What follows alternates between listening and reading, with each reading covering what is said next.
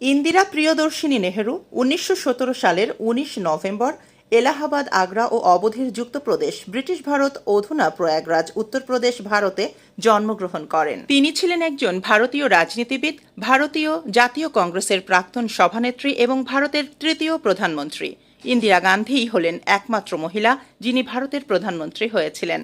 পারিবারিক পরিচয়ে ভারতের প্রথম প্রধানমন্ত্রী জওহরলাল নেহরুর কন্যা ইন্দিরা ১৯৬৬ সালের জানুয়ারি থেকে ১৯৭৭ সালের মার্চ এবং পুনরায় ১৯৮০ সালের জানুয়ারি থেকে ১৯৮৪ সালের অক্টোবরে নিহত হওয়ার দিন পর্যন্ত প্রধানমন্ত্রী পদে আসীন ছিলেন।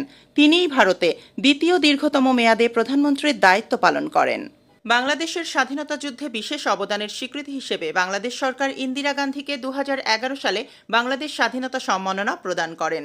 প্রয়াত ইন্দিরা গান্ধীর পুত্রবধূ সোনিয়া গান্ধী রাষ্ট্রপতির কাছ থেকে এই সম্মাননা গ্রহণ করেন।